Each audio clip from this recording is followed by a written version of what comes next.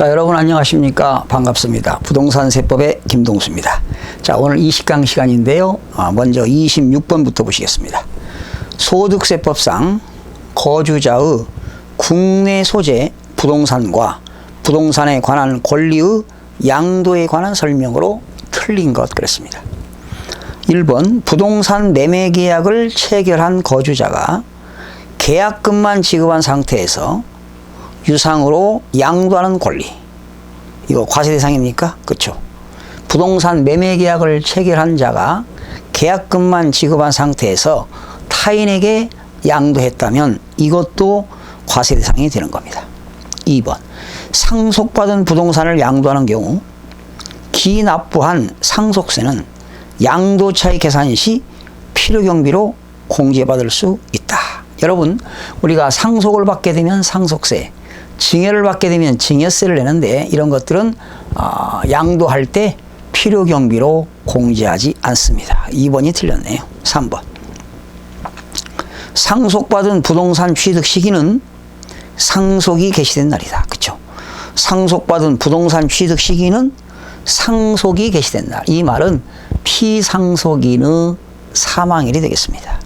4번 상속받은 부동산을 양도하는 경우 양도소득세 세율을 적용함에 있어서 보유기간은 피상속인이 부동산을 취득한 날로부터 상속인이 양도한 날까지로 한다. 자, 이 말은 상속받은 부동산을 양도할 때 그 보유기간은요, 세율을 계산할 때 보유기간은 피상속인이 3년 가지고 있었다.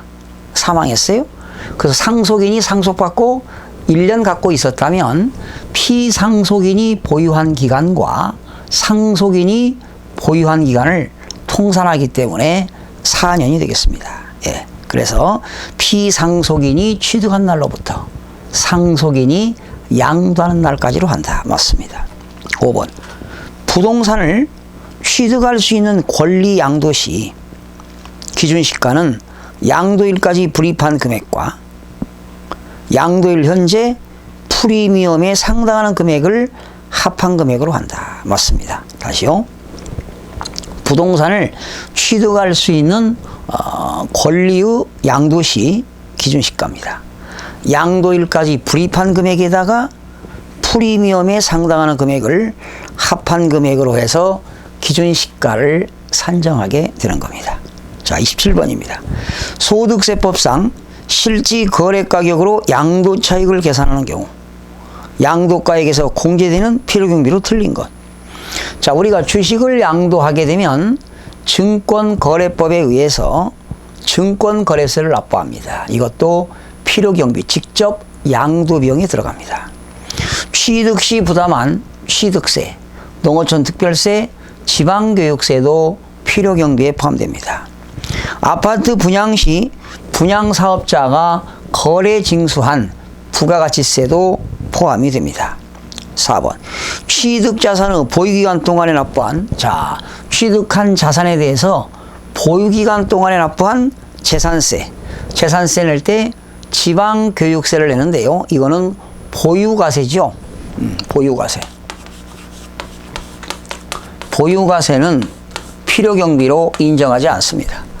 보유가세는 필요경비로 인정하지 않는다. 5번 자산 취득 및 양도에 따른 매매계약서 등 작성 시 납부한 인지세, 인지대금도 필요경비에 포함이 됩니다. 정답은 4번이 되겠어요. 자, 넘겨서 28번입니다. 소득세법상 양도소득세 과세표준 계산에 관한 설명이다. 틀린 겁니다. 양도소득세에 대한 과세표준은 종합소득, 퇴직소득에 대한 과세표준과 구분하여 계산한다. 그죠? 양도소득은 종합소득과 퇴직소득을 별도로 구분해서 계산하게 됩니다. 2번 양도소득세 과세표준은 양도소득 금액에서 양도소득 기본공제를 차감한 금액으로 합니다. 맞습니다.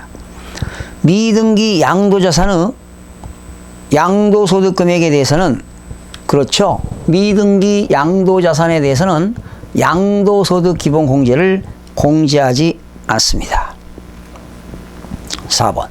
양도소득 기본공제를 적용할 때 양도소득 금액에서의 감면소득 금액이 있어요. 그러면 그 감면소득 금액 외의 양도소득 금액에서 먼저 공제합니다. 그러니까 감면받는 것은 먼저 공제하지 않고 다른 감면 안 받는 자산에 대해서 공제하고 남는 금액이 있다면 순차적으로 공제를 받게 되는 겁니다. 5번. 양도소득 기본공제는 해당 과세기간 토지는 토지 또는 건물의 양도소득 금액에서 토지 또는 건물을 각각 250만 원 공제한다. 틀렸죠?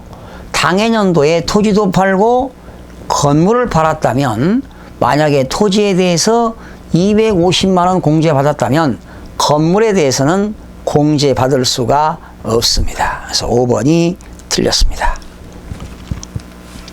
자, 29번입니다. 지난 20일에 때 출제인데요. 갑이 2012년 3월 5일 특수관계인 을로부터 3억 1,000만 원에 취득했습니다. 시가가 3억짜리죠. 시가가 3억짜리를 3억 1,000에 취득했습니다. 특수관계를 맺고 있는. 그러면 여러분, 특수관계의 거래는요, 시가와 대가의 차액이 3억 이상이거나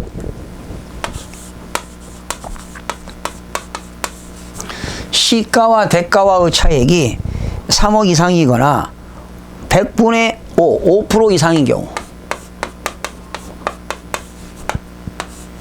이렇게 시가와 대가와의 차액이 3억 이상이거나 시가와 대가와의 차액이 5% 이상일 때는 그 양도가액을 뭘로 합니까? 시가로 합니다. 시가로. 자, 그래서 지금 시가 3억 1,000만 원짜리를 3억 1,000에 취득했잖아요. 그러면 5% 차이가 안 되죠. 그러니까 3억 1,000으로 계산하는 거지요. 그 다음, 그래서 병에게 갑이 을로부터 취득해서 갑의 특수관계자인 병에게 또 특수관계자인 병에게 시가 얼마짜리를, 시가 5억 6천짜리입니다. 5억 6천짜리를 얼마에 양도했어요? 5억에 양도했어요. 그러면 5억에 5%면 얼마입니까? 2,500이죠. 그러면 5억짜리하고 5억 6천은 5%가 넘어가니까 5억짜리를 5억 6천에 팔았다. 그러면 역시 뭘로 계산합니까? 5% 이상 차이가 5% 이상 차이가 나니까 시가로 계산을 해야 되겠습니다. 그러면 이거는 5% 이상 안 나니까 얼마입니까? 3억 1,000에 취득한 거고, 이거는 5억 6천에 양도한 거잖아요. 이랬을 때 양도소득 금액은 얼마일까? 필요경비는 없고요. 그죠? 그러면 5억 6천에서 3억 1,000을 빼니까 양도 차익이 얼마입니까? 2억 5천이죠. 이 양도 차익이 장기 보유 특별공제가 없죠. 2012년도에 사가지고 13년, 14년, 15년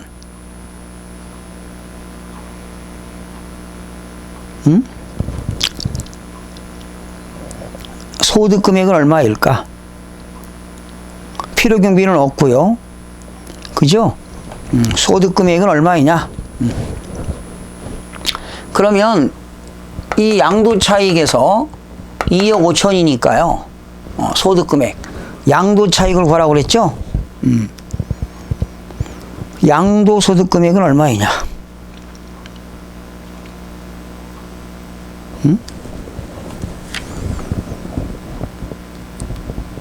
장기 보유 특별공제를 빼야 되겠는데 2012년 3월 5일 13년, 14년, 15년 13, 14, 15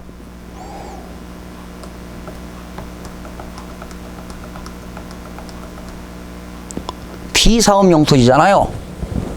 여러분 3년이 넘었으니까 장기 보유 특별공제를 받아야 되는데 이거는 지금 비사업용 토지입니다.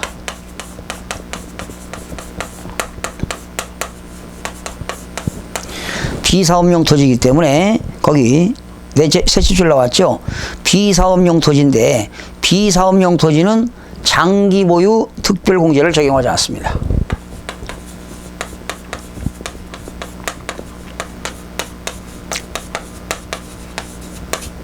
그죠?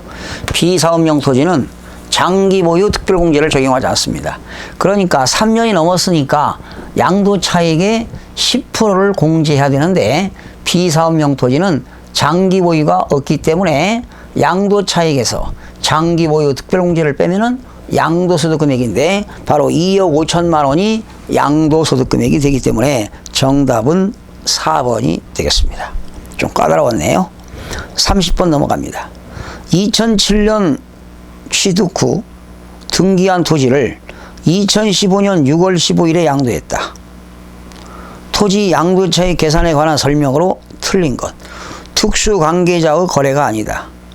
취득 당시 실질 거래 가격을 확인할 수 없는 경우에는 매매 사례가액, 환산가액, 감정가액, 기준시가로 한다. 틀렸죠. 취득 당시 실거래가를 알 수 없을 때는 매감한기입니다.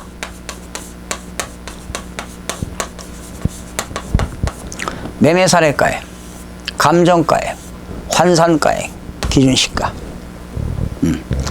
매매 사례 가격, 감정가액, 환산가액, 기준시가로 적용합니다. 1번이 틀렸습니다. 양도와 취득 시에 실지 거래 가격을 확인할 수 있는 경우에는 실거래가를 확인할 수 있을 때는 양도가액과 취득가액을 실지 거래 가격으로 산정합니다. 취득가액과 실지 거래 가격을 계산하는 경우 자본적 지출액은 필요경비에 포함시킵니까? 그렇죠. 양도가액과 취득가액을 실거래가로 계산할 때는 자본적 지출과 직접 양도비용을 공제해야 됩니다. 네 번째, 취득가격을 매매 사례 가격으로 계산하는 경우 취득 당시 개별 공시지가의 100분의 3에 3% 해당하는 금액을 필요경비에 포함시킨다. 그렇죠? 취득가격을 실지 거래 가격을 알 수 없을 때 매매 사례 가격이나 감정가액이나 환산가액이나 기준시가로 계산할 때는 필요경비 계산 공제는 개별 공시지가의 3%를 필요경비로 공제해 줍니다. 양도가액을 기준시가에 따를 때는 당연히 취득가액도 기준시가로 해야 되겠습니다. 자, 틀린 것은 1번이 되겠습니다. 자, 31번으로 넘어갑니다. 소득세법상 거주자인 갑이 국내 소재 토지를 갑의 사촌형인 거주자 을에게 양도하고 양도한다고 가정한 경우 틀린 겁니다. 자, 여러분 이건 사촌형이니까 특수관계인이 되겠죠? 만일 갑이 을에게 토지를 증여한 후 을이 증여일로부터 6년이 지나 다시 타인에게 양도하는 경우에는 갑이 그 토지를 직접 타인에게 양도하는 것으로 보아 양도소득세를 과세한다. 틀렸죠? 특수관계자에게 증여한 것을 그 특수관계인이 5년 이내 양도하는 경우에만 특수관계인 당초 증여자가 양도하는 것으로 보는 거지요. 그러나 이것은 5년이 지나서 양도했기 때문에 정상적인 거래로 볼 수가 있기 때문에 1번이 틀렸습니다. 2번, 갑이 양도한 토지가 법령이 정하는 비사업용 토지에 해당하는 경우 보유기간에 불구하고, 그쵸? 비사업용 토지라면 장기 보유 특별공제를 받을 수가 없습니다. 3번. 갑과 을은 특수관계에 해당하지요. 4번.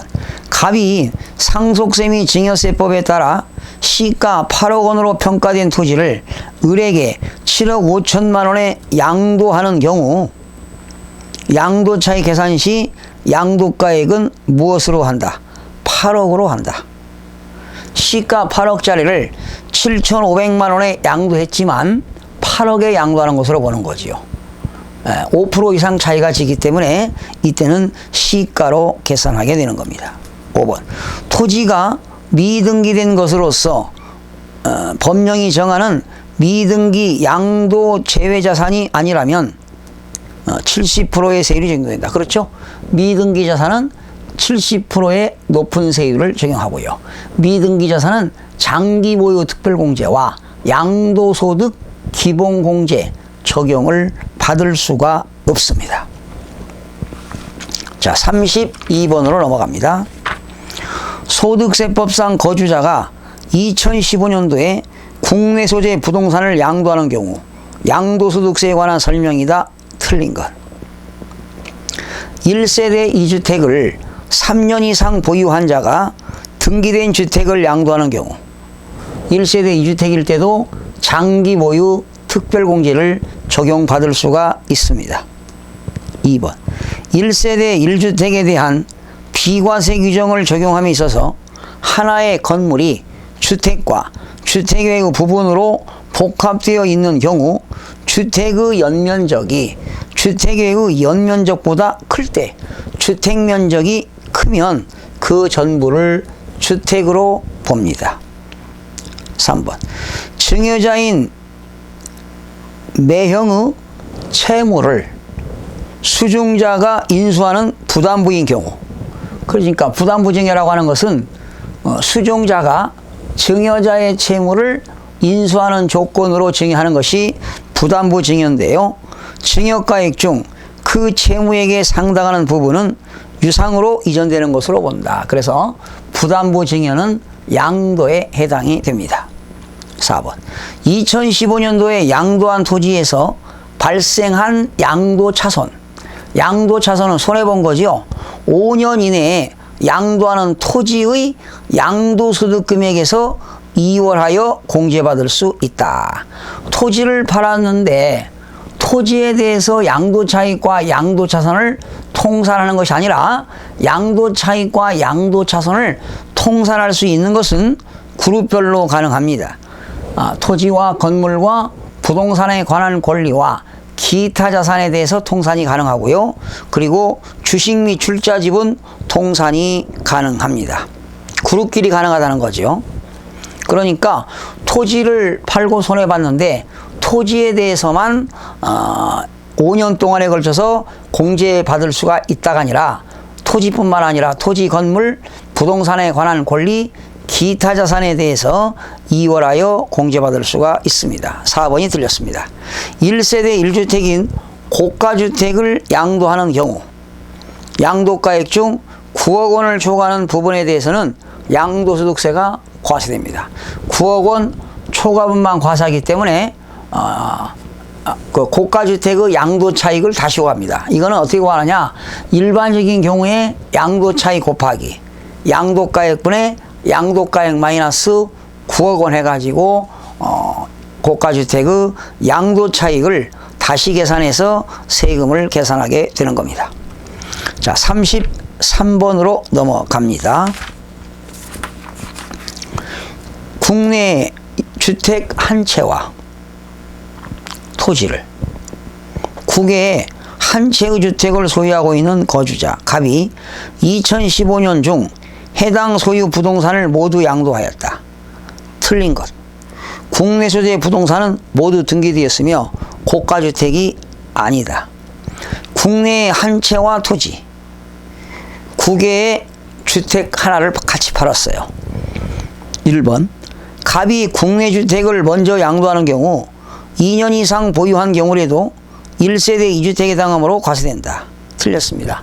여러분, 국내에 주택 하나가 있고 외국에도 주택 하나가 있다. 그런데 동시에 팔았어요.